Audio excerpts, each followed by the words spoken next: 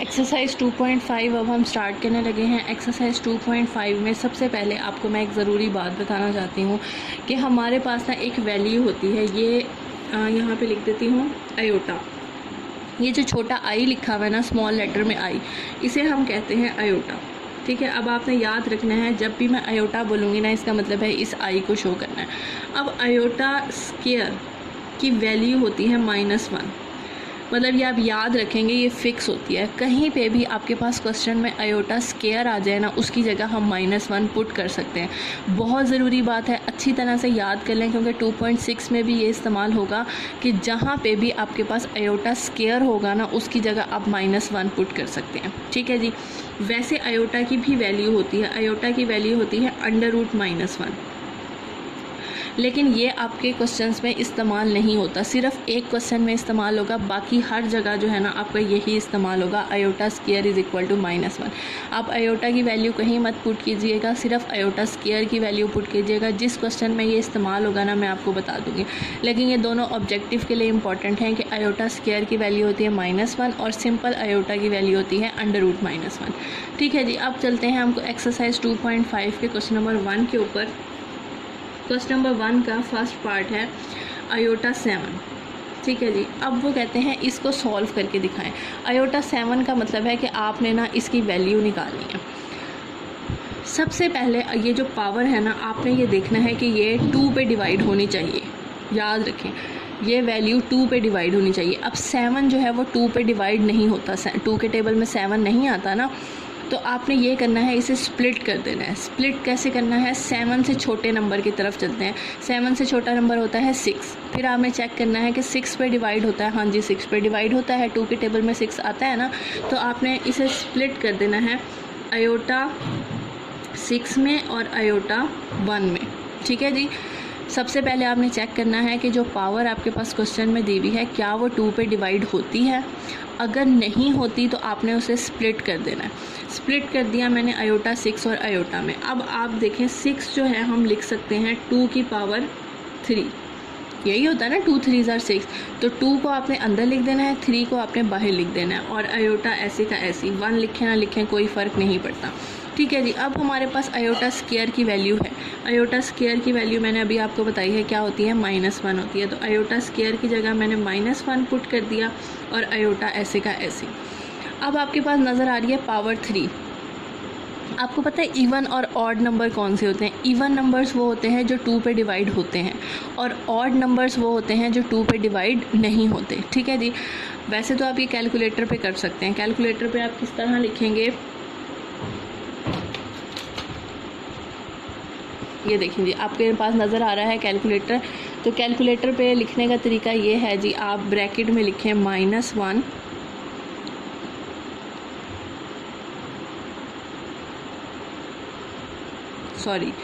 -1 bracket close और ये cube. ठीक है जी। ये आपने लिख दिया और आप ये दबा दें, -1 आंसर आता है। ठीक है जी। अगर आपके पास कैलकुलेटर नहीं है, आप नहीं कर सकते, तो मैं आपको ये बात बता रही हूँ कि अगर आपकी पावर में जो है इवन नंबर होगा तो +1 आंसर आएगा, अगर ऑड नंबर होगा तो -1 आंसर आएगा। अब देखें 3 जो है वो एक ऑड नंबर है ना, तो इसका आंसर जो है -1 है, जैसे कैलकुलेटर ने भी अभी आपको दिखाया। अब ये देखें, डॉट का मतलब है ये आपस में मल्टीप्लाई हो रहे हैं, 1 आयोटाज आर माइनस आयोटा, ये आपका आंसर निकला है, सिंपल। ठीक है जी। इसका एक और पार्ट करते हैं, सेकंड पार्ट, आयोटा की पावर 50। सबसे पहले हमने ये चेक करना है कि क्या 50 जो है वो 2 पे डिवाइड होता है। हाँ जी, हम देख लेते हैं, 50 को डिवाइड करके देखते हैं 2 के ऊपर। देखें डिवाइड होता है ना, 25 आंसर आ गया, पॉइंट में नहीं आया। ठीक है, तो हमने क्या करना है, 2 अंदर लिख देना है और 25 बाहर लिख देना है। अगर ना आता हो 2 के टेबल पे या डिवाइड ना होता हो तो इस तरह स्प्लिट कर देते हैं, अगर आता हो या डिवाइड होता हो तो इस तरह लिख देते हैं। ठीक है जी। उसके बाद आयोटा स्क्वायर की वैल्यू पुट करें, 25 पुट कर दी। उसके बाद कैलकुलेटर पे हम लिख के देख लेते हैं, ब्रैकेट ज़रूर डालनी है आपने, कैलकुलेटर पे भूलना नहीं है, -1 ब्रैकेट क्लोज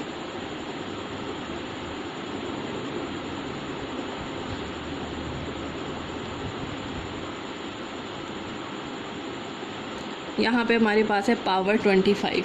पुट कर दी, देखें क्या आंसर आया है, -1 आया, तो हम यहाँ पे लिख देंगे -1। सिंपल हमारा आंसर आ गया। ठीक है जी, सिंपल से क्वेश्चन है, छोटे छोटे से। अब हम इसका एक और पार्ट कर लेते हैं, बाकी आप खुद करेंगे। 5th पार्ट में करने लगी हूँ -i⁻5। ठीक है, अब आप ये देख रहे हैं कि 5 जो है वो 2 के टेबल पे डिवाइड नहीं होता, तो हमें इसे स्प्लिट करना पड़ेगा। तो मैंने लिख दिया -i⁻4 और i⁻1। अगर मैं दोनों के साथ माइनस लगा दूंगी तो वो तो प्लस में चेंज हो जाएगा ना, इसलिए सिर्फ एक के साथ माइनस आएगा। मैंने 4 में भी अलग कर दिया और 1 में भी अलग कर दिया। अब 4 को आपको पता है हम कैसे लिखते हैं, 2 की पावर 2, यही होता है ना, 2 2 ज़ार 4, और बाहर वाला i⁻1 ऐसे का ऐसे। अब ये minus as it is iota square की जगह हमारे पास वैल्यू है -1 और बाहर वाला आयोटा एज इट इज़। अब आप कैलकुलेटर पे पुट करके देखें, -1 का स्क्वायर क्या होता है, +1 आंसर आता है, नज़र आ रहा है ना आपको। तो हम यहाँ पे पुट कर देंगे, बाहर वाला माइनस ऐसे ही रहेगा और इसकी जगह हमने वैल्यू निकाली है 1, दोनों को मल्टीप्लाई करें, ये आंसर आ जाएगा -8। ठीक है जी, बाकी सारे सिंपल पार्ट हैं, आप इसके सारे पार्ट खुद करेंगे। 3 पार्ट्स मैंने कर दिए हैं, बाकी जो 3 रह गए हैं वो आपने खुद करने हैं। ठीक है जी, अब हम आगे चलते हैं जी क्वेश्चन नंबर 2 की तरफ। क्वेश्चन नंबर 2 और क्वेश्चन नंबर 3 आपका ऑब्जेक्टिव है, right the conjugate of the following numbers. अब कॉन्जुगेट का क्या मतलब होता है, क्वेश्चन नंबर 2 का फर्स्ट पार्ट, आपके पास एक वैल्यू दी हुई है 2 + 3 आयोटा। मैं ना इसे z से रिप्रेजेंट कर रही हूँ। z हमारे पास क्या होता है, z हमारे पास होता है कॉम्प्लेक्स नंबर। आपने अपने 2.5 के शुरू में देखा होगा, जगह जगह कॉम्प्लेक्स नंबर लिखे हैं। कॉम्प्लेक्स नंबर होता है इस चीज़ का मिक्सचर, मतलब जिसमें एक सिंपल वैल्यू हो और एक के साथ आयोटा हो, इसे हम कहते हैं कॉम्प्लेक्स नंबर और उसे शो करते हैं z के साथ। ये डेफिनेशन है कॉम्प्लेक्स नंबर की। डेफिनेशन है, एक आपके पास सिंपल नंबर हो, इसे हम कहते हैं रियल पार्ट, और एक आपके पास आयोटा वाली वैल्यू हो, उसे हम कहते हैं इमेजिनरी पार्ट।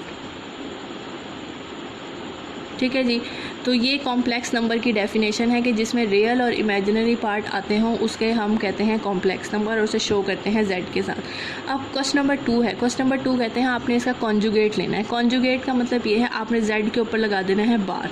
ये जो बार है ना, ये कॉन्जुगेट को शो करता है, मतलब जहाँ पे भी आपके ऊपर किसी भी अल्फ़ाबेट के ऊपर बार लगा हुआ हो ना, तो इसका मतलब है आपने उसका कॉन्जुगेट लेना है। इस एक्सरसाइज के मुताबिक, हर जगह इसका ये मतलब नहीं होता है, इस एक्सरसाइज के मुताबिक आपने इसका क्या ले लेना है, कॉन्जुगेट। कॉन्जुगेट का मतलब ये होता है कि आयोटा के साथ जो आपके पास साइन है ना, उसे बदल देना।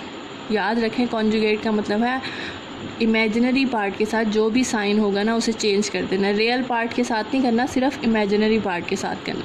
तो अब ये आपके पास क्या हो जाएगा, माइनस। माइनस है तो प्लस हो जाएगा, प्लस है तो माइनस हो जाएगा। अब जैसे मैं आपको आपकी बुक पे दिखाती हूँ, अब जैसे ये वाला पार्ट है, ठीक है जी, आपके पास आयोटा के साथ क्या है, माइनस है ना, तो ये आपके पास बन जाएगा 3 + 5 आयोटा। सिंपल आपने ये करना है।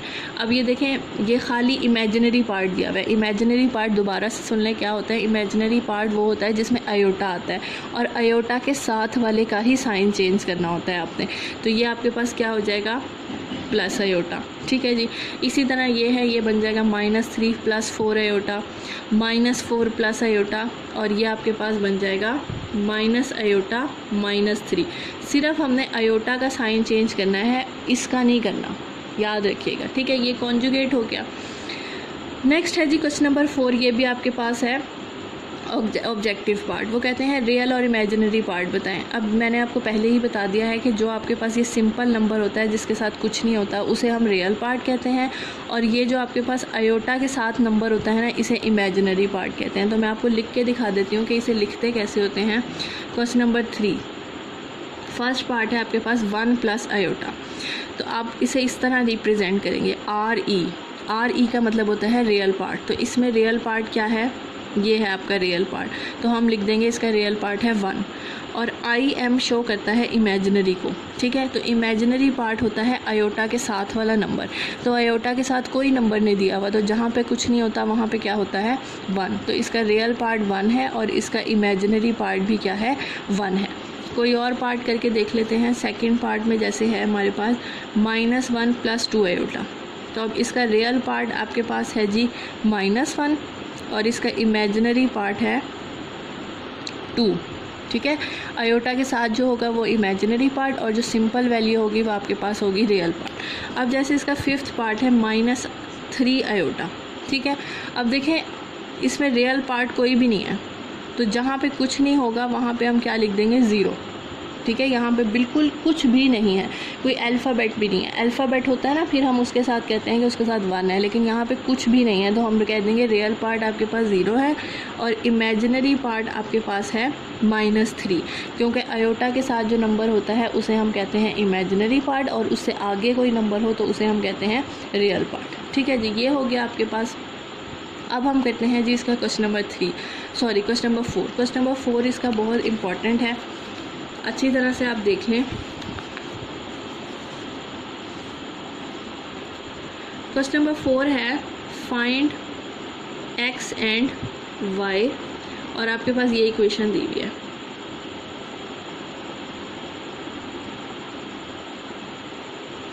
ठीक है जी, ये इक्वेशन दी हुई है और वो कहते हैं इसमें से ना आपने x और y की वैल्यू बतानी है।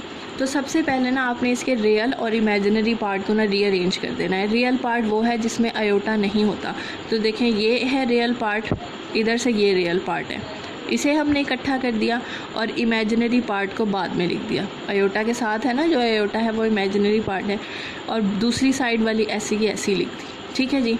अब आपने ना रियल पार्ट निकालना है। लेफ़्ट हैंड साइड में से रियल पार्ट क्या है? रियल पार्ट दोबारा से बता रही हूँ, जिसमें आयोटा नहीं होता उसे रियल पार्ट कहते हैं। तो यहाँ पे हमारे पास है x + 1 इक्वल और राइट साइड पे हमारा रियल पार्ट है 4, ठीक है। लेफ़्ट साइड और राइट साइड दोनों में से आपने रियल पार्ट निकाल लेना है। इधर से x + 1 आ गया, इधर से 4 आ गया। आप इसमें से x की वैल्यू निकाल लें, 4 - 1 ये आ जाएगी 3, ठीक है जी। अब आपने इमेजिनरी पार्ट निकालना है। इमेजिनरी पार्ट वो होता है जिसमें आयोटा होता है। तो अब लेफ़्ट साइड पे हमारे पास इमेजिनरी पार्ट क्या है? आयोटा के साथ जो भी होगा ना वो इमेजिनरी पार्ट होता है। तो आयोटा के साथ हमारे पास y है, ठीक है, और लेफ़्ट साइड पे इक्वल आ गया और लेफ़्ट साइड पे हमारे पास आयोटा के साथ है -3। ये आपके पास y की वैल्यू निकल आई, ठीक है। सिंपल, बहुत ही आसान सी एक्सरसाइज है। शुरू में आपने आयोटा की वैल्यूज़ निकालनी है, फिर आपने कॉन्जुगेट निकालना है। कॉन्जुगेट में हम इमेजिनरी पार्ट का साइन चेंज कर देते हैं।